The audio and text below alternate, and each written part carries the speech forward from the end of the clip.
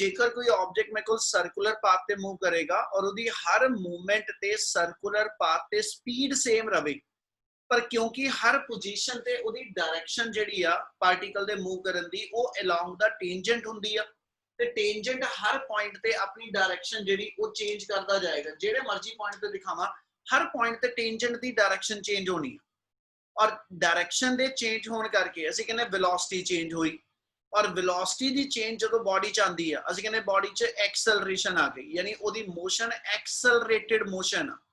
इसलिए uniform circular motion जिहड़ी होएगी, यूनिफॉर्म सर्कुलर मोशन जिहड़ी आ असीं उहनूं कहने वो एक्सेलरेटेड मोशन आ। ते फिर उन्हें टॉपिक ये बनाया कि उस एक्सेलरेशन कितनी होएगी, ते एक्सेलरेशन नूं नाम की दईए, असीं कहने जी उस एक्सेलरेशन दी डायरेक्शन की होएगी, ते दूजा एक्सेलरेशन नूं नाम की दईए, ਉਹਨੂੰ ਅਸੀਂ ਨਾਮ ਦਿੰਦੇ ਪਏ ਸੈਂਟਰੀਪੀਟਲ ਐਕਸਲਰੇਸ਼ਨ।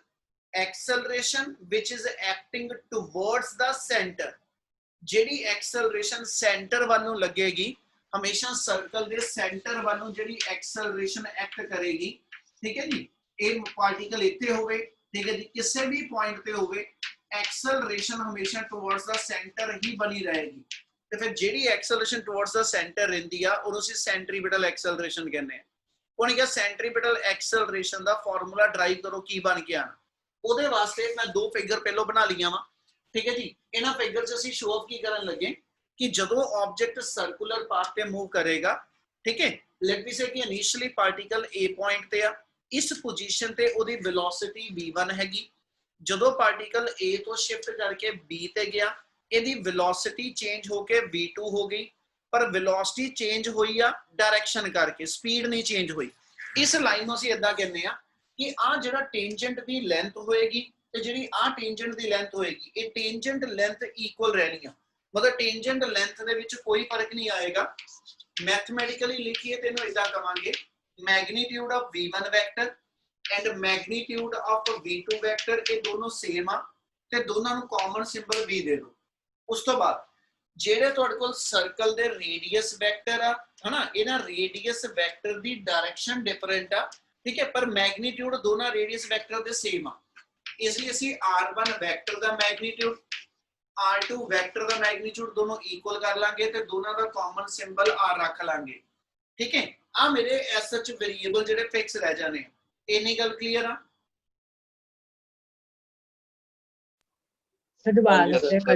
r ਵਾਲਾ ਅਸੀਂ ਇਹ ਕਿਹਾ ਕਰਕੇ ਸਰਕਲ ਦੇ ਜਿਹੜੇ ਰੇਡੀਅਸ ਆ ਉਹਦੀ ਲੈਂਥ ਨਹੀਂ ਚੇਂਜ ਹੁੰਦੀ, ਜਿੰਨਾ ਉਹ A ਦੀ ਲੈਂਥ ਹੋਏਗੀ ਉਨੀ ਲੈਂਥ ਉਹ B ਦੀ ਵੀ ਰਹਿਣੀ ਹੈ। ਇਸ ਲਈ ਲੈਂਥ ਓਕੇ ਸਰ, ਸਿਰਫ ਡਾਇਰੈਕਸ਼ਨ ਡਿਫਰੈਂਟ ਹੋਏਗੀ। ਇਸ ਲਈ ਦੋ ਡਿਫਰੈਂਟ ਵੈਕਟਰ ਦੇ ਨਾਮ ਦੇ ਦਿੱਤੇ, ਪਰ ਕਿਉਂਕਿ ਲੈਂਥ ਦੋਨਾਂ ਦੀ ਬਰਾਬਰ ਹੈ, ਇਸ ਕਰਕੇ ਦੋਨਾਂ ਦੇ ਮੈਗਨੀਟਿਊਡ ਨੂੰ ਕਾਮਨ ਸਿੰਬਲ R ਦੇਣਾ ਪਿਆ। ਕਲੀਅਰ ਆ? Yes sir. ਚਲੋ ਹੁਣ ਇਹਦੇ ਅਕ੍ਰੋਸ ਜਿੱਦਾਂ ਪਿਛਲਾ ਇੱਕ ਟੌਪਿਕ ਕੀਤਾ ਸੀ, relation between linear velocity and angular velocity, ਉਹ ਚ ਅਸੀਂ ਕੀ ਕੀਤਾ ਸੀ, ਡੈਲਟਾ ਥੀਟਾ ਦੇ ਦੋ ਫਾਰਮੂਲੇ ਬਣਾਏ ਸੀਗੇ। ਇਹ ਚ ਵੀ ਡੈਲਟਾ ਥੀਟਾ ਦੇ ਦੋ ਫਾਰਮੂਲੇ ਬਣਨੇ। ਕਈ ਵਾਰ ਇਹ ਟੌਪਿਕ ਆਪਸ ਵਿੱਚ ਮਿਕਸ ਹੋ ਜਾਂਦੇ, ਥੋੜਾ ਡਿਫਰੈਂਸ ਰੱਖਿਓ ਕਿੱਥੇ ਫਰਕ ਪੈਣਾ। ਇਹ ਚ ਅਸੀਂ ਡਿਫਾਈਨ ਕਰਦੇ ਪਏ ਕਿ ਜਦੋਂ ਆਬਜੈਕਟ ਸਰਕੂਲਰ ਪਾਥ ਤੇ ਮੂਵ ਕਰੇਗਾ, ਉਹਦੀ ਐਂਗੂਲਰ ਵੈਲੋਸਿਟੀ ਜਿਹੜੀ ਹੋਏਗੀ ਉਹ ਓਮੇਗਾ ਵਾ, एंगुलर वेलोसिटी ओमेगा होएगी। वेरिएबल विचले नहीं लिख रहा थ्योरी वाले, सिर्फ मैथमेटिकल लिख रहा, ठीक है। ऐसे तुहानू जदों पेपर च करना ते सारी चीज़ां तुसीं थ्योरेटिकल लिखनियां, तुहाडे नोट्स दे विच सारियां चीज़ां भेजियां होईयां मैं। एंगुलर वेलोसिटी दा फार्मूला हुंदा एंगुलर डिस्प्लेसमेंट बाय टाइम, ठीक है। ते इथों डेल्टा थीटा दा फार्मूला बना के रख लांगे, वो आ जाएगा ओमेगा डेल्टा टी। ये सेम पिछले टॉपिक च भी कीता सी। फिर डेल्टा थीटा का एक फार्मूला से डिफाइन किया सी इसे फिगर चो, आर्क लेंथ ओवर रेडियस। इत्थे एक हुण फर्क पैन लग्या, डेल्टा थीटा का सैकेंड फार्मूला बनाने लई असीं इहदे विचों फिगर का कुछ पार्ट बाहर कढिया वा। असीं मन्निया कि जदों पार्टिकल A पॉइंट ते आ, इहदी वेलोसिटी v1, असीं v1 वेलोसिटी दे इक्विवेलेंट इत्थे एक वेक्टर ड्रॉ करता a डैश p डैश, कुछ नाम दे दिओ, a they corresponding a dash लिख लिया, a dash p dash the length असी v1 मान ली, जिन्नी मेरे कोल इस वेक्टर दी लेंथ होएगी, और इसे पॉइंट दे नियर बाय असी मान के चलते पे कि एंगल बहुत स्मॉल आ, यानी b पॉइंट दिखाने लिए असी दूर लाया, but b point is very much closer to a, ठीक है। ਔਰ ਇਹਦੇ ਲਈ ਅਸੀਂ v2 ਵੈਕਟਰ ਦੇ ਪੈਰਲਲ, ਇਸ v2 ਵੈਕਟਰ ਦੇ ਪੈਰਲਲ ਆ ਇੱਕ ਨਵਾਂ ਵੈਕਟਰ ਜਿਹੜਾ ਹੋਏਗਾ, ਇਹਨੂੰ ਕੁਝ ਨਾਮ ਦੇ ਦਿਓ a ਡੈਸ਼ q ਡੈਸ਼, ਆ ਇੱਕ ਨਵਾਂ vector a dash q dash ਅਸੀਂ v2 ਵੈਕਟਰ ਦੇ ਪੈਰਲਲ ਡਰਾ ਕਰ ਲਿਆ। ਯਾਨੀ ਇਹਦੀ ਲੈਂਥ ਤੇ ਇਹਦੀ ਲੈਂਥ ਅਸੀਂ ਜਿਹੜੀ ਆ ਉਹ ਮੰਨ ਕੇ ਚੱਲਦੇ ਕਿ ਵੀ ਸੇਮ ਹੈਗੀ ਆ। ਆ ਦੋ ਨਵੇਂ ਵੈਕਟਰ ਡਰਾ ਕਰ ਲਏ ਔਰ ਇੱਥੇ ਅਸੀਂ ਇਹ ਦੱਸਿਆ ਕਿ ਜਦੋਂ ਪਾਰਟੀਕਲ A ਤੋਂ B ਤੇ ਗਿਆ ਉਹਦੀ ਵੈਲੋਸਿਟੀ v1 ਤੋਂ v2 ਚੇਂਜ ਹੋਈ, ਸੈਂਟਰ ਤੇ ਡੈਲਟਾ ਥੀਟਾ ਐਂਗਲ ਬਣਿਆ। ਸੇਮ ਵਰਡ ਹੁਣ ਵੀ ਬੋਲਦੇ ਪਏ, ਜਦੋਂ ਵੈਲੋਸਿਟੀ v1 ਤੋਂ ਚੇਂਜ ਹੋ ਕੇ v2 ਹੋਈ ਅਸੀਂ ਕਿਹਾ ਜੀ ਸੈਂਟਰ ਤੇ ਐਂਗਲ ਡੈਲਟਾ ਥੀਟਾ ਬਣਿਆ। ਇੰਨੀ ਗੱਲ ਸਮਝ ਲੱਗੀ ਸਰ? Yes, sir. ਸਰ ਆ a ਡੈਸ਼ b ਡੈਸ਼ ਜਿਹੜੀ ਲਾਈਨ ਲਗਾਈ ਆ ਸਰ, ਉਹ a ਦਾ ਟੈਂਜੈਂਟ ਹੈ ਜਾਂ ਰੇਡੀਅਸ ਹੈ ਸਰਕਲ ਦਾ? ਤੇ ਰੇਡੀਅਸ ਨਹੀਂ ਹੈਗਾ ਕਾਕੇ, ਅਸੀਂ ਆ ਮੰਨਿਆ ਕਿ ਇਸ v1 ਦੇ ਪੈਰਲਲ ਆ ਟੈਂਜੈਂਟ ਆ, ਇਹਦੇ ਪੈਰਲਲ ਅਸੀਂ ਇਹਨੂੰ ਡਰਾ ਕਰਦੇ ਪਏ, ਰੇਡੀਅਸ ਦੇ ਪੈਰਲਲ ਕਿੱਥੇ ਲੈ ਰਹੇ ਹਾਂ। ਓਕੇ ਸਰ, ਠੀਕ ਹੈ, ਆ v1 ਦੇ ਪੈਰਲਲ ਅਸੀਂ ਆ ਵਾਲਾ a ਡੈਸ਼ p ਡੈਸ਼ ਆ b ਦੇ ਇੱਥੇ ਕੁਝ ਨਾਮ ਦੇ ਨੂੰ ਦੇ ਦਿਓ, ਆ an ਆ ਗਿਆ, ਆ bm ਆ ਗਿਆ, ਯਾਨੀ an ਦੇ parallel a dash p dash ਆ, bm ਦੇ ਪੈਰਲਲ ਮੇਰੇ ਕੋਲ a ਡੈਸ਼ q ਡੈਸ਼ ਆ ਗਿਆ। ਕਲੀਅਰ ਆ? Yes sir. ਹੁਣ ਇੱਥੇ ਇੱਕ ਪ੍ਰੋਪਰਟੀ ਅਸੀਂ ਲਾਣ ਲੱਗੇ ਆ ਪਿਛਲੇ ਚੈਪਟਰ ਚ, ਮੈਂ ਤੁਹਾਨੂੰ ਪੜਨ ਨੂੰ ਕਿਹਾ ਸੀ ਟ੍ਰਾਇੰਗਲ ਲਾਅ। ਟ੍ਰਾਇੰਗਲ ਲਾਅ ਜੇ ਪੜਿਆ ਤੇ ਉਹਦੇ ਵਿੱਚ ਇੱਕ ਅਸੀਂ ਪ੍ਰੋਪਰਟੀ ਆ ਕਹਿੰਦੇ ਕਿ ਜੇ ਦੋ ਵੈਕਟਰ ਮੇਰੇ ਜਿਹੜੇ ਨੇ ਉਹ ਇੱਕ ਦੂਜੇ ਨਾਲ ਹੈਡ ਟੂ ਟੇਲ ਜੁੜਦੇ ਆ, ਇੱਕ ਵੈਕਟਰ ਦਾ ਐਰੋ ਇਹਨੂੰ ਅਸੀਂ ਹੈਡ ਐਂਡ ਕਹਿੰਦੇ ਆ ਦੂਜੇ ਵੈਕਟਰ ਦਾ ਜਿਹੜਾ ਪਿਛਲਾ ਪਾਰਟ ਇਹਨੂੰ ਟੇਲ ਐਂਡ ਕਹਿੰਦੇ। ਜੇ ਇੱਕ ਵੈਕਟਰ ਦਾ ਹੈਡ ਦੂਜੇ ਦੀ ਟੇਲ ਨਾਲ ਜੁੜਦਾ, ਇਹਨਾਂ ਦੋ ਵੈਕਟਰ ਤੋਂ ਜਿਹੜਾ ਨਵਾਂ ਵੈਕਟਰ ਬਣੂਗਾ ਇਹਨੂੰ ਮੈਂ a ਵੈਕਟਰ कहदा, ਇਹਨੂੰ ਮੈਂ b ਵੈਕਟਰ कहदा, ਤੇ ਜਿਹੜਾ ਆ r ਵੈਕਟਰ ਆਜੂ ਇਹ ਇਹਨਾਂ ਦੋਨਾਂ ਵੈਕਟਰ ਦੀ ਸਮ ਟੋਟਲ ਦੇ ਬਰਾਬਰ ਹੁੰਦਾ। ਇਹਨੂੰ ਡਿਫਾਈਨ ਅਸੀਂ ਇਦਾਂ ਕਰਦੇ ਕਿ ਜਿਹੜੇ ਦੋ ਵੈਕਟਰ ਇੱਕ ਦੂਜੇ ਨਾਲ ਕੰਟੀਨਿਊਟੀ ਚਾਹੁੰਦੇ ਆ, ਇਹਨਾਂ ਦੋਨਾਂ ਦੇ ਨਾਲ ਤੀਜਾ ਵੈਕਟਰ ਇਹਨਾਂ ਦੀ ਕੰਟੀਨਿਊਟੀ ਬ੍ਰੇਕ ਕਰ ਰਿਹਾ। ਜੇ ਆ ਮੇਰੇ ਕੋਲ ਕੁਝ ਨਾਮ ਦੇ ਦਿਓ KLM, KL ਵੈਕਟਰ ਤੇ LM ਇਹ ਕੰਟੀਨਿਊਟੀ ਚ, ਜੇ ਮੈਂ ਆ ਐਸੇ ਵੇ ਨਾ ਆ ਚੌਕ ਇਹਦੇ ਪਿੱਛੇ ਨੂੰ ਲੈ ਕੇ ਆਵਾਂ ਬਿਨਾ ਹੱਥ ਚੁੱਕੇ, ਫਿਰ ਅਸੀਂ ਕਹਾਂਗੇ ਕੰਟੀਨਿਊਟੀ ਚ। ਪਰ ਅਸੀਂ ਤੀਜਾ ਵੈਕਟਰ ਜਿਹੜਾ ਵਾ ਉਹ K ਤੋਂ M ਵੱਲ ਡਰਾ ਕੀਤਾ ਵਾ, ਠੀਕ ਹੈ, ਇਹਨੂੰ ਅਸੀਂ ਕਹਿੰਦੇ ਇਹਨੇ ਆਰਡਰ ਬ੍ਰੇਕ ਕੀਤਾ ਵਾ। ਇਹਦੇ ਨਾਲ ਜਿਹੜੇ ਦੋ ਆਰਡਰ ਚ ਨੇ ਇਹਨਾਂ ਦੋਨਾਂ ਦੀ ਸਮ ਟੋਟਲ ਤੀਜੇ ਵੈਕਟਰ ਦੇ ਬਰਾਬਰ ਹੁੰਦੀ ਜਿਹੜਾ ਆਰਡਰ ਬ੍ਰੇਕ ਕਰਦਾ। ਇਹੀ ਪ੍ਰੋਪਰਟੀ ਇੱਥੇ ਲਾਣ ਲੱਗਿਆ a dash p dash vector ਤੇ plus p dash q dash vector, ਇਹਨਾਂ ਦੋਨਾਂ ਵੈਕਟਰ ਦੀ ਕੰਟੀਨਿਊਟੀ ਆ ਤੇ ਜਿਹੜਾ a ਡੈਸ਼ q ਡੈਸ਼ ਇਹ ਕੰਟੀਨਿਊਟੀ ਬ੍ਰੇਕ ਕਰ ਰਿਹਾ। ਇਹਨੂੰ ਜੇ ਲਿਖਣਾ ਹੋਵੇ ਅਸੀਂ ਇਸ ਲਾਈਨ ਨੂੰ ਇਦਾਂ ਲਿਖਦੇ ਆ, ਅਕੋਰਡਿੰਗ ਟੂ triangle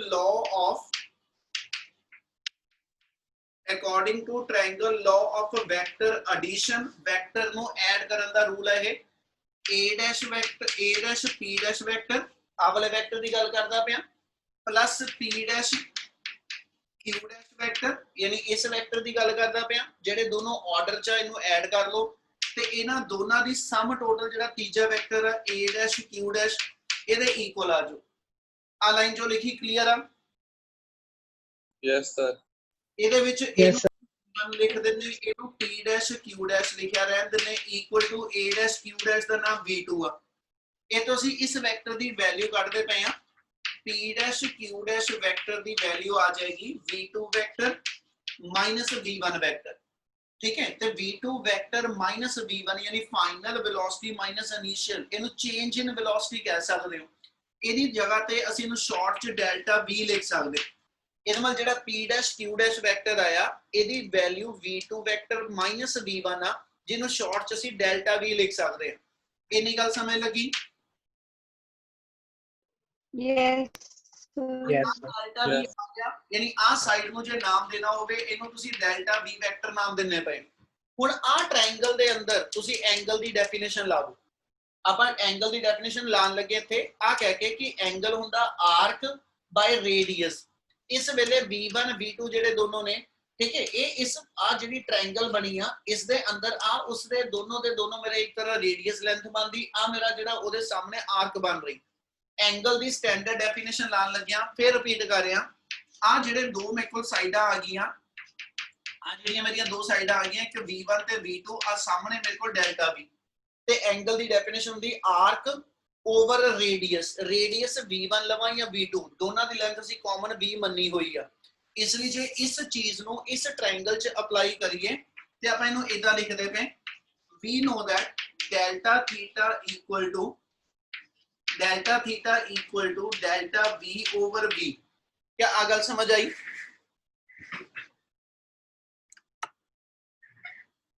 इतना क्लियर आ? yes sir। चल Yes, sir. एक डेल्टा थीटा का फार्मूला अपने को ए बन गया, एक डेल्टा थीटा का फार्मूला आ गया। विचली थ्योरी मैं सारी इस वे बेटा लिख नहीं रहा, बोल जी रहा, ये तुसी जरूर नाल लिखनी है। जे दोनों ने दोनों डेल्टा थीटा के फार्मूले इक्वेट कर दिए फ्रॉम 1 and 2, जे दोनों को इक्वेट करिए तो साडे कोल कंडीशन आ जाएगी omega delta T equal to delta we by V, और डेल्टा टी नो इधर ते v नो इहदी थां तो शिफ्ट करा दो, अपनी टर्म बन जाएगी omega v equal to delta v over delta T. ठीक है, ते ਅਸੀਂ ਕਿਹਾ ਸੀਗਾ ਕੱਲ ਵੀ ਆਪਾਂ ਗੱਲ ਕੀਤੀ ਸੀਗੀ ਲਾਸਟ ਜਦੋਂ ਪਰਸੋਂ ਕਿ ਵੀ ਇੱਥੇ ਜੇ ਟਾਈਮ ਤੇ ਲਿਮਿਟ ਲਾ ਦਈਏ, ਅਸੀਂ ਜਿਹੜੀ ਚੇਂਜ ਨੋਟ ਕਰਦੇ ਪਏ ਫਿਗਰ ਦੇ ਅੰਦਰ ਉਹ ਅਸੀਂ ਇਹ ਡਿਫਾਈਨ ਕਰੀਏ ਬਹੁਤ ਛੋਟੇ ਟਾਈਮ ਲਈ ਆ, ਤੇ ਅਸੀਂ ਕਿਹਾ ਸੀ ਜਦੋਂ ਸਮਾਲ ਟਾਈਮ ਲਈ ਕੰਡੀਸ਼ਨ ਦੇਣੀ ਹੋਵੇ ਇੱਥੇ ਲਿਮਿਟ ਲਗਾ ਦਾਂਗੇ, ਆਪਾਂ ਲਿਖ ਦਾਂਗੇ ਟੇਕਿੰਗ लिमिट ऑन टाइम।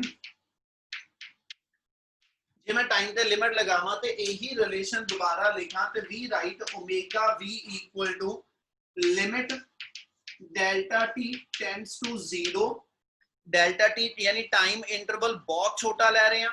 ठीक है, अगे लिखो as h delta we by delta t.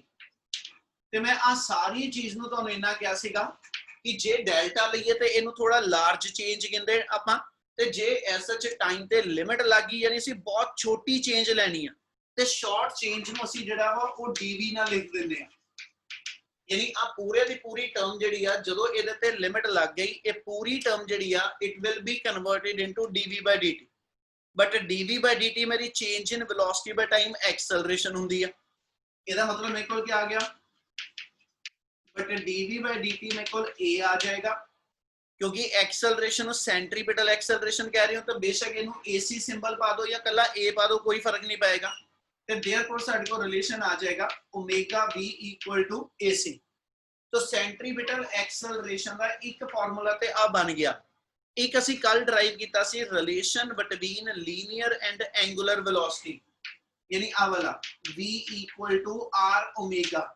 ते जे मैं v दी थां ते r ओमेगा या ओमेगा दी थां ते इथों v ओवर r भर दवां ते सेंट्रीपिटल एक्सेलरेशन दे दो होर फार्मूले लिख सकते हैं। देयरफॉर सेंट्रीपिटल एक्सेलरेशन का एक फार्मूला बन जाना v स्क्वायर बाय r, जे ओमेगा दी थां ते v ओवर r भर लिया इस रिलेशन चों। ते जे मैं इतो सच ओमेगा दी थां ते नहीं इतो दूजा फार्मूला लिख ला ते मेरे को बन जाना ओमेगा स्क्वायर r। मतलब जे मैं आ v दी थां ते r ओमेगा लिख दवां, v दी थां ते r ओमेगा लिखना, फिर मेरा आ फार्मूला आ जाएगा। आ मेरे दो एक्स्ट्रा नाल फार्मूले बन जाते जिहड़े न्यूमेरिकल च ਅਸੀਂ यूज करते हैं। क्या इन्नी गल क्लियर आ? यस सर, यस सर, समझ लग गया बेटा? Yes sir, yes sir, Yes, sir. Yes, sir. Yes sir. Derivation ਸੀਗੀ ਤੁਹਾਡੀ सेंट्रीपिटल एक्सेलरेशन ਦੀ। ਇੱਕ ਪੋਰਸ਼ਨ ਇਹਦਾ ਤੁਹਾਨੂੰ ਪੜਨ ਨੂੰ ਦੇਣ ਲੱਗਿਆ, ਉਹ ਸਾਰਿਆਂ ਨੇ ਪੜਨਾ ਵਾ। Direction of centripetal acceleration derivation मेन कंप्लीट आ। डायरेक्शन ऑफ सेंट्रीपिटल एक्सेलरेशन का पैराग्राफ लिखिया वो पढ़िया होवे, नेक्स्ट एक्स्ट्रा क्लास च मैं पूछना वा कि उस की दसिया सीगा। ठीक है, वो चीज एक जरूर पढ़ लियो। ते आ थोड़ा टॉपिक मेन जिहड़ा इथों कंप्लीट आ, सिर्फ इन्ना एक पार्ट ऐड होना वो कर देना।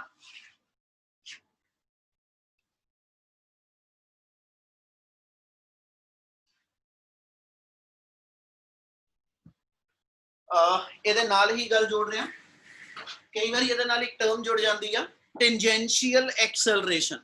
ਹੁਣ ਉਹ ਇੱਕ ਵਰਡ ਸਮਝ ਲਿਓ ਉਹਦਾ ਕੀ ਮੀਨ ਆ। ਅਸੀਂ ਐਸਐਚ ਇਸ ਫਿਗਰ ਦੇ ਅਕੋਰਡਿੰਗਲੀ ਲੈ ਕੇ ਚੱਲੇ ਕਿ ਵੀ ਜਦੋਂ ਬਾਡੀ ਸਰਕੂਲਰ ਪਾਥ ਤੇ ਮੂਵ ਕਰ ਰਹੀ ਨਾ, ਇਹਦੀ ਹਰ ਪੁਆਇੰਟ ਦੇ ਉੱਤੇ ਸਪੀਡ ਸੇਮ ਆ, ਸਪੀਡ ਨਹੀਂ ਚੇਂਜ ਹੋ ਰਹੀ। ਜੇ ਬਾਡੀ ਇੱਕ ਚੌਂਕ ਦੇ ਵਿੱਚ ਚੱਕਰ ਲਾ ਰਹੀ ਹੈ ਤਾਂ ਲਗਾਤਾਰ ਅਸੀਂ ਕਹਿੰਦੇ 10 ਦੀ ਸਪੀਡ ਤੇ ਆ ਤੇ 10 ਦੀ ਸਪੀਡ ਹੀ ਆ, ਸਿਰਫ ਡਾਇਰੈਕਸ਼ਨ ਚੇਂਜ ਹੋਈ, ਇਸ ਲਈ ਸੈਂਟਰੀਪੀਟਲ ਐਕਸਲਰੇਸ਼ਨ ਆਈ।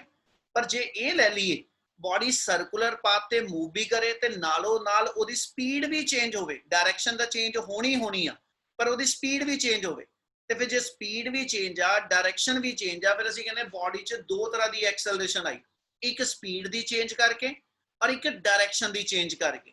ਜਿਹੜੀ ਸਪੀਡ ਦੀ ਚੇਂਜ ਕਰਕੇ ਐਕਸਲਰੇਸ਼ਨ ਆਂਦੀ ਆ ਉਹ ਅਲੋਂਗ ਦਾ ਟੈਂਜੈਂਟ ਆਏਗੀ। ਜੋ ਬੋਲ ਰਿਹਾ ਉਹਦਾ ਮਤਲਬ ਆ ਹੋਏਗਾ ਕਿ ਜੇ ਆ ਬਾਡੀ ਮੇਰੀ ਇਸ ਸਰਕੂਲਰ ਪਾਥ ਤੇ ਮੂਵ ਕਰੇ ਕੋਈ, ਹੈ ਨਾ, ਤੇ ਜਦੋਂ ਬਾਡੀ ਨੇ ਸਰਕੂਲਰ ਪਾਥ ਤੇ ਮੂਵ ਕਰਨਾ, ਜੇ ਉਹਦੀ ਸਪੀਡ ਆ ਟੈਂਜੈਂਟ ਦੇ ਅਲੋਂਗ ਚੇਂਜ ਹੁੰਦੀ ਪਈ ਆ, ਇਸ ਪੁਆਇੰਟ ਤੇ ਸਪੀਡ ਹੋ ਰਹਾ, ਅਗਲੇ ਪੁਆਇੰਟ ਤੇ ਹੋ ਰਹਾ, ਅਗਲੇ ਪੁਆਇੰਟ ਤੇ ਹੋ ਰਹਾ, ਜਿਹੜੀ ਸਪੀਡ ਚੇਂਜ ਹੋ ਰਹੀ ਆ, ਤੇ ਫਿਰ ਸਪੀਡ ਦੀ ਚੇਂਜ ਕਰਕੇ ਬਾਡੀ 'ਚ ਜਿਹੜੀ ਐਕਸਲਰੇਸ਼ਨ ਆਵੇ ਉਹਨੂੰ ਅਸੀਂ ਟੈਂਜੈਂਸ਼ੀਅਲ ਐਕਸਲਰੇਸ਼ਨ ਕਹਿੰਦੇ। ਔਰ ਕਿਉਂਕਿ ਹਰ ਇਨਸਟੈਂਟ ਤੇ ਡਾਇਰੈਕਸ਼ਨ ਤਾਂ ਚੇਂਜ ਹੋ ਹੀ ਰਹੀ ਆ, ਇਸ ਲਈ ਸੈਕਿੰਡ ਐਕਸਲਰੇਸ਼ਨ ਜਿਹੜੀ ਬਾਡੀ 'ਚ ਟੁਵਰਡਸ ਦਾ ਸੈਂਟਰ ਆਏਗੀ ਉਹਨੂੰ ਅਸੀਂ ਨਾਮ ਦਿੰਨੇ ਪਏ ਉਹ ਸੈਂਟਰੀਪੀਟਲ ਐਕਸਲਰੇਸ਼ਨ ਆ। ਕੇਵਲ at the same time body 'ਚ ਇਹਦਾ ਮਤਲਬ ਦੋ ਤਰ੍ਹਾਂ ਦੀ ਐਕਸਲਰੇਸ਼ਨ ਹੋ ਗਈ, ਇੱਕ ਸੈਂਟਰੀਪੀਟਲ ਔਰ ਇੱਕ tangential, due to change in speed and due to change in direction. ਠੀਕ ਹੈ, ਤੇ ਜੇ ਇਸ ਪੁਆਇੰਟ ਤੇ ਦੋ ਐਕਸਲਰੇਸ਼ਨ ਆਈਆਂ, ਪੈਰਲਲੋਗ੍ਰਾਮ ਲਾਅ ਤੇ ਟ੍ਰਾਇੰਗਲ ਲਾਅ ਤੁਸੀਂ ਪੜ੍ਹੇ ਆ ਇੱਕ ਵਾਰੀ, ਉਹਦੇ ਵਿੱਚ ਅਸੀਂ ਇਹ ਦੱਸਦੇ ਜਦੋਂ ਦੋ ਵੈਕਟਰ ਟੇਲ ਟੂ ਟੇਲ ਜੁੜਦੇ ਆ, ਇਹਨਾਂ ਦੋਨਾਂ ਦੇ ਨਾਲ ਅਸੀਂ ਰਿਜ਼ਲਟੈਂਟ ਐਕਸਲਰੇਸ਼ਨ ਕੱਢਣੀ ਹੋਵੇ ਕਿ ਵੀ ਟੋਟਲ ਕਿੰਨੀ ਬਣੀ, ਤੇ ਇਸ ਇਨਸਟੈਂਟ ਤੇ ਅਸੀਂ ਕੀ ਕਰਾਂਗੇ, ਇੱਥੇ ਇੱਕ ਪੈਰਲੋਗ੍ਰਾਮ ਕੰਪਲੀਟ ਕਰਾਂਗੇ, ਇੱਥੇ ਇੱਕ ਪੈਰਲੋਗ੍ਰਾਮ ਕੰਪਲੀਟ ਕਰਾਂਗਾ, ਤੇ ਪੈਰਲੋਗ੍ਰਾਮ ਦਾ ਜਿਹੜਾ ਡਾਇਗਨਲ ਹੋਏਗਾ, ਜਿਹੜਾ ਪੈਰਲੋਗ੍ਰਾਮ ਦਾ ਡਾਇਗਨਲ ਹੋਏਗਾ, ਇਹ ਇਹਨਾਂ ਦੋਨਾਂ ਦੀ ਰਿਜ਼ਲਟੈਂਟ ਐਕਸਲਰੇਸ਼ਨ ਬਣਾ ਕੇ ਦੇਗਾ, ਜਿਹਨੂੰ ਤੁਸੀਂ A ਲਿਖ ਸਕਦੇ ਹੋ।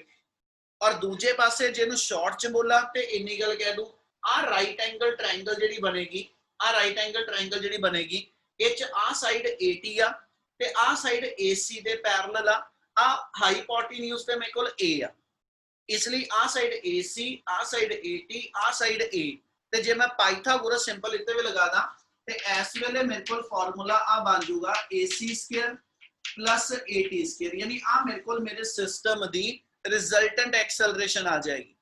क्या इन्नी गल क्लियर है? Yes, sir. Yes, Yes, sir. तो ਸਰ ਆਪਾਂ ਦੋਨੋਂ ਅਪਲਾਈ ਕਰ ਸਕਦੇ, ਟ੍ਰਾਇੰਗਲ ਤੇ ਪੈਰਲਲੋਗ੍ਰਾਮ दोनों सेम चीज़ां वा, दोनों ਦਾ ਰਿਜ਼ਲਟ ਦਾ ਫਾਰਮੂਲਾ ਸੇਮ ਆ, ਸਿਰਫ ਮੈਥਡ ਦੋਨਾਂ ਦਾ ਜਿਹੜਾ ਵਾ ਉਹਦੇ ਚ ਚੇਂਜ ਆ ਕਿ ਵੀ ਵੈਕਟਰ ਦੋ ਜੁੜਦੇ ਕਿਦਾਂ। ਹਾਂਜੀ, ਇਹਨਾਂ ਕਲੀਅਰ ਆ? Okay sir. ਇਹ ਤੁਹਾਡਾ 2D ਯਾਨੀ ਮੋਸ਼ਨ ਇਨ ਅ ਪਲੇਨ, ਠੀਕ ਹੈ, ਉਹਦੀ ਥਿਉਰੀ ਤੁਹਾਡੀ ਸਾਰੀ ਕੰਪਲੀਟ ਆ। ਹੁਣ ਇਹਨੂੰ ਚੱਜ ਨਾਲ ਇੱਕ ਵਾਰੀ ਚੰਗੀ ਤਰ੍ਹਾਂ ਤਿਆਰ ਕਰ ਲਓ ਸਾਰੇ ਜਾਣੇ, ਠੀਕ ਹੈ ਜੀ। ਹੁਣ ਇਹਦਾ ਜਿਹੜਾ ਵੈਕਟਰ ਵਾਲਾ ਪਾਰਟ ਦਿੱਤਾ ਸੀ ਉਹ ਪੜਿਆ? Yes sir. ਮੈਂ ਹੈਗਾ ਪੁੱਛਣਾ, ਹੁਣ ਮੈਂ ਕਰਾਣਾ ਬਾਅਦ ਚੋਂ, ਪਹਿਲਾਂ ਮੈਂ ਪੁੱਛਣਾ, ਤੇ ਜੇ ਨਹੀਂ ਪੜਿਆ ਮੈਨੂੰ ਹੁਣੀ ਦੱਸੋ, ਮੈਂ ਉਹਦਾ ਨਾਮ ਕੱਢਾਂ ਗਰੁੱਪ ਚੋਂ, ਉਹ ਐਕਸਟਰਾ ਕਲਾਸ ਅਟੈਂਡ ਨਹੀਂ ਕਰੂਗਾ। ਕਾਰਨ ਕੁਝ ਵੀ ਹੋਵੇ, क्या सारे ने पढ़िया? सर पढ़िया, समय लगा सर पढ़िया थोड़ी मैं नहीं जी नहीं, ये कोई बहाना नहीं, समय नहीं लग गया, किताब चो पढ़ के बहुत कुछ समय लग सकता हुंदा, ये नहीं गल हैगी। ये नहीं कि भी ये बहाना मारो कि भी मैं पूछना होवे तो कह दो जी सानू किहड़ा समय लग गया, इदां नहीं हुंदा। डेफिनेशनां पढ़ियां? हाँ जी sir. Yes, sir. Yes, sir. ठीक है, ਵੈਕਟਰ ਦੀਆਂ ਸ਼ੁਰੂ ਦੇ ਵਿੱਚ ਜਿੱਥੋਂ 2C ਸ਼ੁਰੂ ਹੁੰਦਾ ਵੈਕਟਰ ਵਾਲਾ ਚੈਪਟਰ, ਉਹਦੇ ਸ਼ੁਰੂ ਚ ਕੁਝ ਡੈਫੀਨੇਸ਼ਨਸ ਹੈਗੀਆਂ ਵੈਕਟਰਸ ਦੀਆਂ, ਕਿਆ ਉਹ ਪੜੀਆਂ? Yes, sir. Yes, sir. ਮੈਂ ਉੱਥੋਂ ਸ਼ੁਰੂ ਕਰ ਰਿਹਾ ਤੇ ਮੈਂ ਵਿੱਚੇ ਪੁੱਛਣਾ ਕੁਛ ਨਾ ਕੁਛ ਵਿੱਚੇ ਚੱਲਦੇ ਹੋਏ। ਆਪਣੇ ਕੋਲ ਜੇ ਤੋਂ SH 2C ਆਣਾ, ਜੇ ਤੁਹਾਡੇ ਕੋਲ 2C ਚੈਪਟਰ ਬਣਨਾ, ठीक है जी, 2C ਹੈਗਾ ਸਾਰੇ ਦਾ ਸਾਰਾ ਤੁਹਾਡੇ ਕੋਲ ਜਿਹੜਾ ਵੈਕਟਰਸ, ठीक है। ਵੈਕਟਰਸ ਕਿਆ ਹੈਗੇ ਆ, ਵੈਕਟਰ ਦੀ ਪ੍ਰੋਪਰਟੀਜ਼ ਕੀ ਨੇ, ਦੋ ਵੈਕਟਰ ਕੁਆਂਟੀਟੀ ਐਡ ਕਰਨੀਆਂ, ਸਬਟ੍ਰੈਕਟ ਕਰਨੀਆਂ, ਮਲਟੀਪਲਾਈ ਕਰਨੀਆਂ, ਕਿਹੜੇ ਵੇ ਨਾ ਕਰਾਂਗੇ, ਉਹਦੇ ਰੂਲ ਕਿਹੜੇ ਨੇ, ਠੀਕ ਹੈ ਜੀ। ਉਹ ਚ ਸਭ ਤੋਂ ਪਹਿਲਾਂ ਉਹਨੇ ਦਿੱਤਾ ਸਾਡੇ ਕੋਲ ਟਾਈਪ ਆਫ ਵੈਕਟਰ, ਤੇ ਅਸੀਂ ਸਭ ਤੋਂ ਪਹਿਲਾਂ ਐਸਐਚ ਲਈਏ ਵੈਕਟਰਸ ਕਹਿੰਨੇ ਕਿ any physical quantity which will have magnitude as well as the direction। ਜਿਹੜੀ ਕੁਆਂਟੀਟੀ ਨੂੰ ਸਪੈਸੀਫਾਈ ਕਰਨ ਲਈ ਮੈਨੂੰ ਮੈਗਨੀਟਿਊਡ ਤੇ ਡਾਇਰੈਕਸ਼ਨ ਦੋਨਾਂ ਚੀਜ਼ਾਂ ਦੀ ਰਿਕੁਆਇਰਮੈਂਟ ਹੋਏਗੀ, ਬਿਨਾ ਦੋਨਾਂ ਤੋਂ ਮੈਂ ਉਸ ਕੁਆਂਟੀਟੀ ਨੂੰ ਸਪੈਸੀਫਾਈ ਨਾ ਕਰ ਸਕਾਂ ਤੇ ਉਸ ਕੁਆਂਟੀਟੀ ਨੂੰ ਅਸੀਂ ਵੈਕਟਰ ਕਹਿੰਦੇ ਆ। ਜਿਹਦਾ ਫੋਰਸ ਆ, ਜੇ ਮੈਂ ਇਹ ਕਹਾਂ ਕਿ ਵੀ ਮੇਰੀ ਬਾਡੀ ਤੇ 10 ਨਿਊਟਨ ਨਾਲ ਮੈਨੂੰ ਕੋਈ ਧੱਕਾ ਪਿੱਛੇ ਨੂੰ ਮਾਰਦਾ ਪਿਆ ਤੇ 4 ਨਿਊਟਨ ਨਾਲ ਅੱਗੇ ਨੂੰ ਮਾਰਦਾ ਪਿਆ, ਤੇ ਫਿਰ ਮੇਰੇ ਤੇ ਟੋਟਲ ਫੋਰਸ ਕਿੰਨੀ ਲੱਗੀ, ਤੇ ਮੈਂ ਕਹੂੰਗਾ ਜੀ ਉਹ ਫੋਰਸ ਮੇਰੀ 6 ਨਿਊਟਨ ਲੱਗੀ, ਕਿਉਂ? ਮੈਨੂੰ ਡਾਇਰੈਕਸ਼ਨ ਦੱਸੀ ਗਈ ਆ। ਜੇ ਮੈਨੂੰ ਇਹ ਕਿਹਾ ਜਾਵੇ ਮੈਂ 10 ਸੈਕਿੰਡ ਲਈ ਚੱਲਿਆ ਤੇ ਮੈਂ 4 ਸੈਕਿੰਡ ਲਈ ਹੋਰ ਚੱਲਿਆ, ਤੇ ਮੈਂ ਇਹ ਕਹਾਂ ਚ ਡਾਇਰੈਕਸ਼ਨ ਦੱਸੋ ਤੇ ਟਾਈਮ ਵਾਲੇ ਕੇਸ ਚ ਡਾਇਰੈਕਸ਼ਨ ਨਹੀਂ ਚਾਹੀਦੀ। ਇਹਦਾ ਮਤਲਬ ਟਾਈਮ ਉਹ ਕੁਆਂਟੀਟੀ ਆ ਜਿਹਦੀ ਮੈਨੂੰ ਵੈਲਿਊ ਰਿਕੁਆਇਰਡ ਆ ਬਟ ਉਹਦੀ ਡਾਇਰੈਕਸ਼ਨ ਨਹੀਂ ਚਾਹੀਦੀ, ਇਹ ਮਤਲਬ ਸਕੇਲਰ ਕੁਆਂਟੀਟੀ ਆ। ਪਰ ਜਿਹੜੀ ਕੁਆਂਟੀਟੀ ਨੂੰ ਸਪੈਸੀਫਾਈ ਕਰਨ ਲਈ ਮੈਨੂੰ ਮੈਗਨੀਟਿਊਡ ਦੇ ਨਾਲ ਦਾ ਡਾਇਰੈਕਸ਼ਨ ਵੀ ਰਿਕੁਆਇਰਡ ਹੋਏਗੀ, ਉਹਨਾਂ ਕੁਆਂਟੀਟੀ ਨੂੰ ਅਸੀਂ ਕੰਸੀਡਰ ਕਰਦੇ ਹੋ ਵੈਕਟਰਸ ਨੇ। ਵੈਕਟਰ ਦੀ ਦੋ ਮੇਨ ਕੈਟਾਗਰੀਜ਼ ਆ, ਉਹਨੂੰ ਅਸੀਂ ਡਿਫਾਈਨ ਕਰਦੇ ਮੇਰੇ ਕੋਲ ਪੋਲਰ ਵੈਕਟਰ ਔਰ ਸੈਕਿੰਡ ਅਸੀਂ ਡਿਫਾਈਨ ਕਰਦੇ ਹਾਂ ਐਕਸੀਅਲ ਵੈਕਟਰ।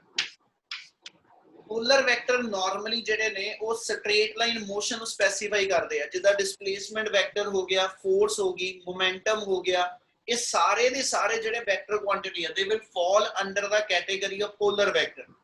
ਠੀਕ ਹੈ, ਜਦਕਿ ਜਿਹੜੇ ਐਕਸੀਅਲ ਵੈਕਟਰ ਆ ਇਹ ਸਾਰੇ ਰੋਟੇਸ਼ਨਲ ਵੈਕਟਰ ਆ। Angular displacement, angular velocity, angular acceleration, angular momentum, ਇਹ ਸਾਰੇ ਦੀਆਂ ਸਾਰੀਆਂ ਜਿੰਨੀਆਂ ਵੀ ਟਰਮਸ ਬੋਲਦਾ ਪਿਆ ਇਹ ਕਿਸੇ ਗਿਵਨ ਐਕਸਿਸ ਆਫ ਰੋਟੇਸ਼ਨ ਦੇ ਅਬਾਊਟ ਡਿਫਾਈਨ ਹੁੰਦੀਆਂ। ਯਾਨੀ ਜੇ ਮੇਰੇ ਕੋਲ ਇੱਕ ਬਾਡੀ ਆ ਸਰਕਲ ਚ ਘੁੰਮਦੀ ਪਈ ਆ, ਠੀਕ ਹੈ, ਅਸੀਂ ਆਪਣੇ ਸੈਂਟਰ ਦੇ ਅਬਾਊਟ ਬਾਡੀ ਮੇਰੀ ਰੋਟੇਟ ਕਰਦੀ ਹੋਵੇ ਤੇ ਜੋ ਬਾਡੀ ਆਪਣੇ ਇਸ ਐਕਸਿਸ ਦੇ ਅਬਾਊਟ ਰੋਟੇਟ ਕਰੇਗੀ, ਠੀਕ ਹੈ, ਇਹਦੀ ਐਂਗੂਲਰ ਵੈਲੋਸਿਟੀ ਕਿੰਨੀ ਆ, ਇਹਦੀ ਐਂਗੂਲਰ ਐਕਸਲਰੇਸ਼ਨ ਕਿੰਨੀ ਆ, ਇਹਦਾ ਐਂਗੂਲਰ ਮੋਮੈਂਟਮ ਕਿੰਨਾ ਵਾ, ਬਾਡੀ ਤੇ ਟਾਰਕ ਕਿੰਨਾ ਲੱਗਦਾ ਪਿਆ, ਜਿੰਨੇ ਵੀ ਨਾਮ ਲੈਣਾ ਪਿਆ ਇਹ ਸਾਰੀਆਂ ਉਹ ਵੈਕਟਰ ਕੁਆਂਟੀਟੀਆਂ ਨੇ ਜਿਨ੍ਹਾਂ ਨਾਲ ਡਾਇਰੈਕਸ਼ਨ ਜਿਹੜੀ ਆ ਉਹ ਐਕਸਿਸ ਆਫ ਰੋਟੇਸ਼ਨ ਦੇ ਅਕੋਰਡਿੰਗਲੀ ਅਸੀਂ ਡਿਫਾਈਨ ਕਰਦੇ ਹਾਂ। ਤੇ ਫਿਰ ਜਿਹੜੇ ਇਦਾਂ ਦੇ ਸਾਰੇ ਵੈਕਟਰ ਆਉਗੇ angular displacement, angular velocity, angular acceleration etcetera, ਇਹ ਸਾਰੇ ਦੇ ਸਾਰੇ ਐਕਸੀਅਲ ਵੈਕਟਰ ਆ। ਇੰਨੀ ਗੱਲ ਸਮਝ ਲੱਗੀ ਸਭ ਤੋਂ ਪਹਿਲਾਂ? Yes sir. Yes, sir. ਫਿਰ ਹੁਣ ਆਪਾਂ ਇਸ ਤੋਂ ਅੱਗੇ ਗੱਲ ਕਰੀਏ ਤੇ ਅਸੀਂ ਡਿਫਾਈਨ ਕੀਤੇ ਤੇ ਕੁਝ ਇੱਕ ਵੈਕਟਰ, ਉਹਨਾਂ 'ਚ ਇੱਕ ਡੈਫੀਨੇਸ਼ਨ ਤੁਹਾਨੂੰ ਮਿਲੀ ਆ ਇਕੁਅਲ ਵੈਕਟਰਸ। ਇਕੁਅਲ ਵੈਕਟਰਸ ਕੀ ਕਹਿੰਦੇ, A ਵੈਕਟਰ ਤੇ B ਵੈਕਟਰ ਇਹ ਦੋ ਆਪਸ ਵਿੱਚ ਇਕੁਅਲ ਆ ਜੀ। ਉਹ ਕਹਿੰਦਾ ਇਕੁਅਲ ਤਾਂ ਹੋਣਗੇ ਜੇ ਦੋਨਾਂ ਦੇ ਮੈਗਨੀਟਿਊਡ ਵੀ ਇਕੁਅਲ ਹੋਣ ਤੇ ਡਾਇਰੈਕਸ਼ਨ ਵੀ ਸੇਮ ਹੋਵੇ। ਯਾਨੀ ਜੇ ਆ ਮੇਰੇ ਕੋਲ F1 ਵੈਕਟਰ ਦੀ ਵੈਲਿਊ 10 ਨਿਊਟਨ ਆ ਤੇ ਮੈਂ ਇਹ ਕਹਾਂ F2 ਵੀ ਇਹਦੇ ਇਕੁਅਲ ਆ, ਤੇ ਇਹਦਾ ਮਤਲਬ ਆ F2 ਦਾ ਮੈਗਨੀਟਿਊਡ ਵੀ ਤੇ F2 ਦੀ ਡਾਇਰੈਕਸ਼ਨ ਵੀ ਦੋਨੋਂ ਦੀਆਂ ਦੋਨੋਂ ਚੀਜ਼ਾਂ ਸੇਮ ਹੋਣੀਆਂ ਚਾਹੀਦੀਆਂ F1 ਵਾਲੀਆਂ, ਫਿਰ ਇਹ ਇਕੁਅਲ ਵੈਕਟਰ ਹੈ। ਠੀਕ ਹੈ,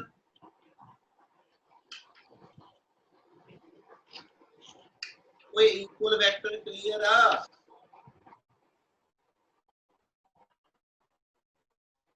ਜੀ Yes, ਸਰ। sir. ਕਲੀਅਰ ਆ? ਹਾਂਜੀ ਸਰ, ਹਾਂਜੀ। Yes, sir. ਨੈਗੇਟਿਵ ਵੈਕਟਰ ਕਿਹਨੂੰ ਕਹਿੰਦੇ, ਜੇ ਅਸੀਂ ਆ ਡਿਫਾਈਨ ਕਰੀਏ ਕਿ ਵੀ F1 ਦੀ ਵੈਲਿਊ 10 ਨਿਊਟਨ ਆ ਤੇ F2 F1 ਦਾ ਨੈਗੇਟਿਵ ਵੈਕਟਰ ਆ, ਤੇ ਇਹਦਾ ਮਤਲਬ ਇਹ ਹੋਏਗਾ ਕਿ ਜਿਹੜਾ F2 ਵੈਕਟਰ ਆ ਉਹ ਵੈਲਿਊ ਵਾਈਜ਼ 10 ਨਿਊਟਨ ਹੀ ਹੋਏਗਾ, ਠੀਕ ਹੈ, ਪਰ ਡਾਇਰੈਕਸ਼ਨ ਵਾਈਜ਼ F1 ਤੋਂ ਆਪੋਜ਼ਿਟ ਆ ਜੇ। ਯਾਨੀ ਜੇ ਮੈਂ ਆ ਕਹਿ ਰਿਹਾ ਕਿ A ਵੈਕਟਰ ਤੇ B ਵੈਕਟਰ ਆਪਸ ਵਿੱਚ ਵੈਲਿਊ ਵਾਈਜ਼ ਇਕੁਅਲ ਆ ਪਰ ਡਾਇਰੈਕਸ਼ਨ ਵਾਈਜ਼ ਆਪੋਜ਼ਿਟ ਆ, ਤੇ then we said B is the negative vector of A or A is the negative vector of B. Clear ਆ? Yes, sir. Yes. मैं जल्दी जल्दी थोड़ियां करा दांगा, ठीक है, एक बारी पढ़ लियो। कोलिनियर वेक्टर किन्नू कहिए, जे एक फोर्स मैं ऑब्जेक्ट दे उत्ते x एक्सिस दे अलोंग लगाई, ठीक है जी, x एक्सिस ते मैं बॉडी ते फोर्स 10 न्यूटन लाई आ और एक होर फोर्स मैं x एक्सिस दे अलोंग जेडी आ 5 न्यूटन x एक्सिस दे अलोंग ही लाई होवे, ते मैं आ कहूंगा कि दोनों फोर्सेस सेम लाइन ते लगदियां पई। लाइन दा मतलब ये नहीं होगा कि इसे लाइन दे उत्ते इदा दिखावां, लाइन दा मतलब सेम एक्सिस दा, यानी जे दोनों दियां दोनों फोर्सेस x एक्सिस ते लाई कर रही, चार फोर्सेस x एक्सिस ते लाई कर दियां, ते then F1 vector F2 vector इन्हां नूं असीं आपस विच कोलिनियर वेक्टर कहांगे। हुण असीं ये किते नहीं कहा वैल्यू वाइज इक्वल चाहिए, वैल्यू इक्वल अनइक्वल कुछ भी होवे, पर जे ये वेक्टर सेम एक्सिस ते लाई करदे आ, ठीक है, सेम लाइन ते लाई करदे आ, असीं कहने जी ये कोलिनियर वेक्टर्स ने, ठीक है। इदां ही जे आपां इहदी जगह ते एक होर टर्म ऐड करिए, ਉਹਨੂੰ ਨਾਮ ਦਿੰਨੇ ਆਪਾਂ ਕੋ-ਇਨੀਸ਼ੀਅਲ ਵੈਕਟਰ। ਸਰ ਡਾਇਰੈਕਸ਼ਨ ਮੈਟਰ ਕਰਦੀ ਉਹਦੇ ਵਿੱਚ? ਹਾਂਜੀ ਸਰ ਡਾਇਰੈਕਸ਼ਨ ਮੈਟਰ ਕਰਦੀ ਉਹਦੇ ਵਿੱਚ ਦਿਮਾਗ ਲਾ, ਕੋਲੀਨੇ ਵਾਲੇ? ਮੈਂ ਕਿਹਾ ਥੋੜਾ ਦਿਮਾਗ ਲਾ, ਮੈਂ ਹੁਣੀ ਕੀ ਬੋਲਿਆ ਕਿ ਸੇਮ ਐਕਸਿਸ ਦੇ ਉੱਤੇ ਆ, ਤੇ ਸੇਮ ਐਕਸਿਸ ਦੇ ਉੱਤੇ ਭਾਵੇਂ ਉਹ ਦੋਨੋਂ ਦੇ ਦੋਨੋਂ ਪੋਜ਼ਿਟਿਵ ਐਕਸਿਸ ਤੇ ਹੋਣ, ਭਾਵੇਂ ਇੱਕ ਪੋਜ਼ਿਟਿਵ ਇੱਕ ਨੈਗੇਟਿਵ, ਐਕਸਿਸ ਤਾਂ ਨਹੀਂ ਨਾ ਚੇਂਜ ਹੋਇਆ, एक्सिस था, लाइन ऑफ एक्शन तो नहीं ना चेंज होया, लाइन तो सेम रही, ਭਾਵੇਂ ਉਹ ਪੋਜ਼ਿਟਿਵ ਐਕਸਿਸ ਚ ਤੇ ਭਾਵੇਂ ਉਹ ਨੈਗੇਟਿਵ ਐਕਸਿਸ ਦੇ ਵਿੱਚ ਹੋਏਗਾ। ਓਏ ਅਮਨ ਜੀ ਗੱਲ ਸਮਝ ਲੱਗੀ? ਹਾਂਜੀ ਸਰ ਸਰ। मतलब ਕਰਦੀ ਮੈਂ ਕਰਿਆ ਕਰੋ, ਰਿਸਪੌਂਡ ਕਰਿਆ ਕਰੋ, ਮੈਨੂੰ ਪਤਾ ਲੱਗੇ ਮੈਂ ਤਾਂ ਹੀ ਅੱਗੇ ਤੁਰ ਪਾਉਂਗਾ। ਜੇ ਤੁਹਾਡਾ ਡਾਊਟ ਹੈਗਾ ਤੇ ਮੈਂ ਉੱਥੇ ਰੁਕ ਗਿਆ, ਫਿਰ ਮੈਂ ਅੱਗੇ ਨਹੀਂ ਤੁਰ ਪਾਉਂਦਾ। ਕੋਲੀਨੀਅਰ ਕਲੀਅਰ ਆ? यस सर ਉਹ ਜੇ ਆ ਮੰਨ ਲਓ ਮੇਰੇ ਕੋਲ ਡਿਫਰੈਂਟ ਐਕਸਿਸ ਜਿਹੜੇ ਨਾ, ਇਸ ਡਿਫਰੈਂਟ ਐਕਸਿਸ ਦੇ ਵਿੱਚ ਮੈਨੂੰ ਨੇ ਆ ਕਿਹਾ, ਮੇਰੀ ਆਵਾਜ਼ ਆ ਰਹੀ? ਸਰ ਵਿੱਚ ਬ੍ਰੇਕ ਹੁੰਦੀ।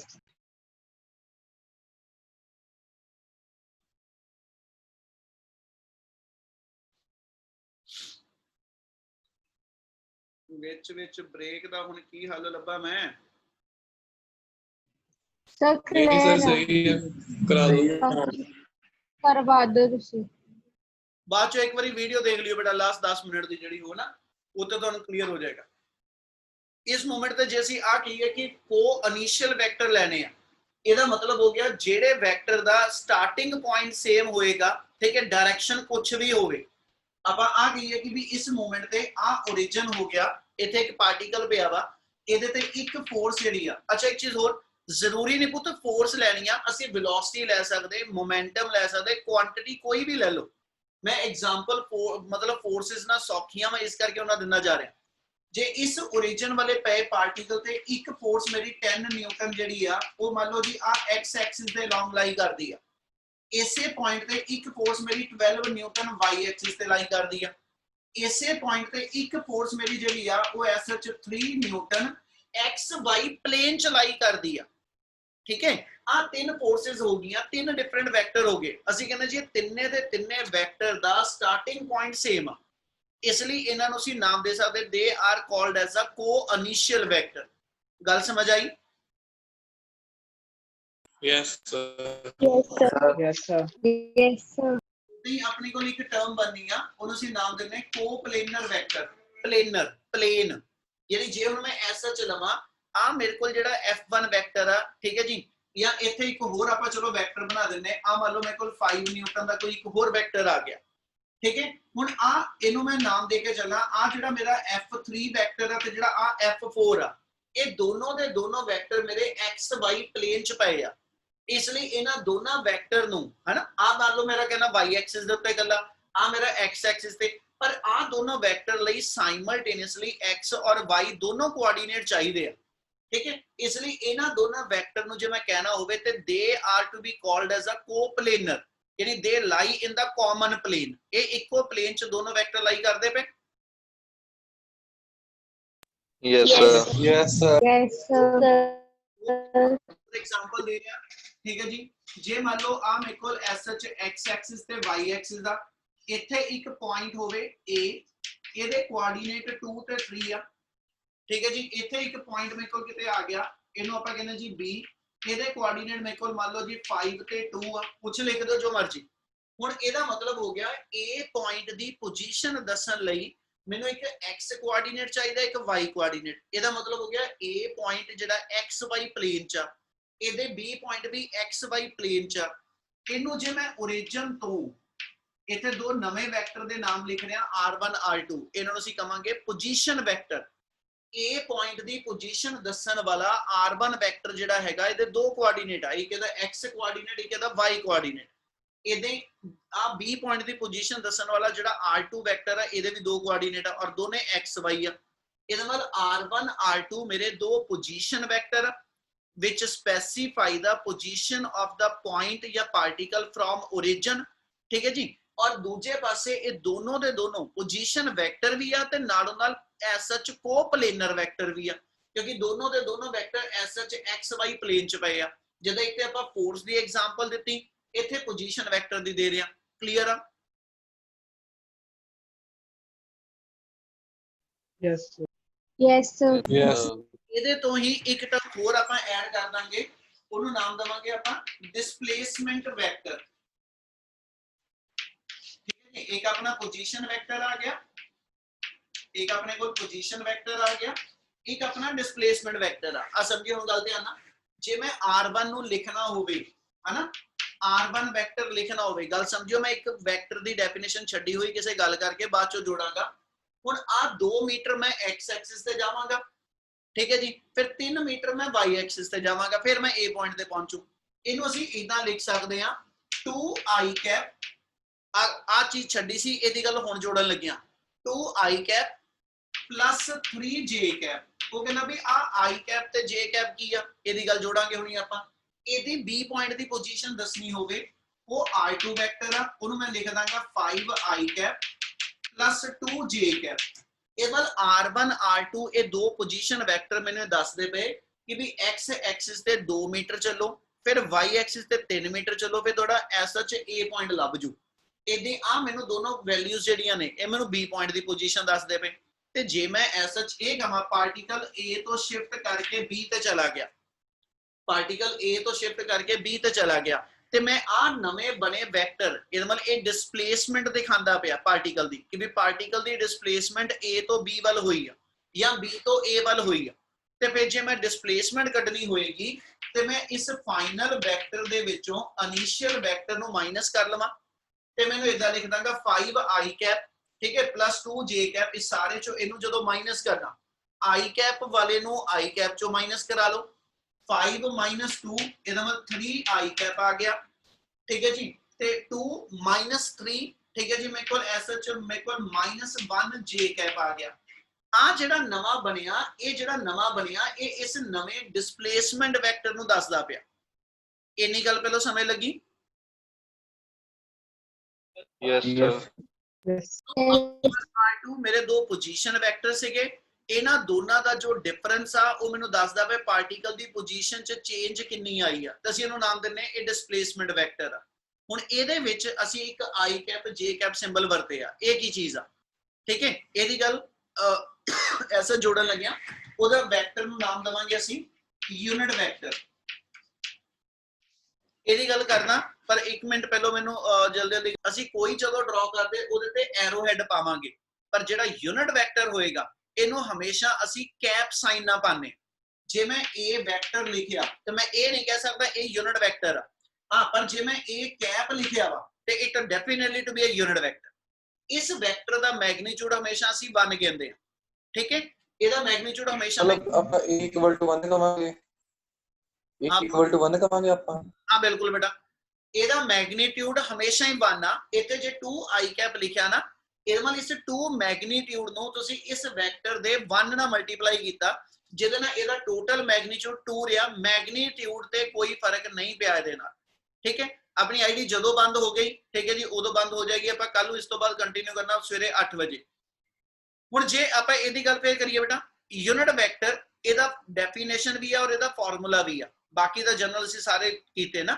ਯੂਨਿਟ ਵੈਕਟਰ ਨੂੰ ਜਦੋਂ ਵੀ ਮੈਥਮੈਟਿਕਲੀ ਡਿਫਾਈਨ ਕਰਾਂਗੇ it always to be the written as the ratio of given vector divided by the magnitude of given vector ਜੇ ਇੱਕ ਗਿਵਨ ਵੈਕਟਰ ਨੂੰ ਉਸੇ ਵੈਕਟਰ ਦੇ ਮੈਗਨੀਟਿਊਡ ਨਾਲ ਡਿਵਾਈਡ ਕਰਾ ਤੇ ਇਹਨਾਂ ਦੋਨਾਂ ਦੇ ਮੈਗਨੀਟਿਊਡ ਆਪਸ ਵਿੱਚ ਕਟਿੰਗ ਕਰਕੇ ਵੈਲਿਊ 1 ਰਹਿਣ ਦੋਗੇ ਪਰ ਕਿਉਂਕਿ ਇਹ ਵੈਕਟਰ ਆ ਇਸ ਲਈ ਇਹਦੀ ਡਾਇਰੈਕਸ਼ਨ ਜ਼ਰੂਰ ਹੋਏਗੀ ਅਸੀਂ ਫਿਰ ਇਹ ਡਿਫਾਈਨ ਕਰਦੇ ਹਾਂ ਕਿ ਅਸੀਂ 3 ਯੂਨਿਟ ਵੈਕਟਰ ਤੇ ਪੱਕੇ ਰੱਖ ਲਏ ਜੇ ਕਿਸੇ ਨੂੰ ਅਸੀਂ x ਐਕਸਿਸ ਦੇ ਲੌਂਗ ਦਿਖਾਣਾ ਹੋਵੇ ਅਸੀਂ ਇਹਨੂੰ i ਕੈਪ ਲਗਾ ਕੇ ਚੱਲਾਂਗੇ y ਐਕਸਿਸ ਲਈ ਅਸੀਂ j ਕੈਪ ਤੇ z ਐਕਸਿਸ ਵਾਸਤੇ ਅਸੀਂ k ਕੈਪ ਯਾਨੀ ਆ 3 ਐਕਸਿਸ ਜਿਹੜੇ ਨੇ ਇਹ ਫਿਕਸ ਆ i कैप आ गया j कैप आ गया k कैप जे किते l कैप लिखता m कैप लिखता c कैप लिखता ਇਹਦਾ ਮਤਲਬ ਅਸੀਂ ਕਿਤੇ ਨਹੀਂ ਕਿਹਾ ਉਹ x ਐਕਸਿਸ y ਐਕਸਿਸ ਜਾਂ z ਐਕਸਿਸ ਹੋਏਗਾ ਪਰ ਜੇ i कैप j कैप ਤੇ k कैप ਸਿੰਬਲ ਯੂਜ਼ ਕਰਾਂਗੇ ਇਹ ਡੈਫੀਨਿਟਲੀ ਡਿਫਾਈਨ ਕਰੇਗਾ ਕਿ ਵੀ ਇਹ x ਐਕਸਿਸ y ਐਕਸਿਸ ਤੇ z ਐਕਸਿਸ ਆ ਇੰਨੀ ਗੱਲ ਸਮਝ ਲੱਗੀ यस सर Yes, sir. ਚਲੋ ਆਪਣੀ ਆਈਡੀ ਦੇ ਵਿੱਚ ਮੂਵਮੈਂਟ ਬੰਦ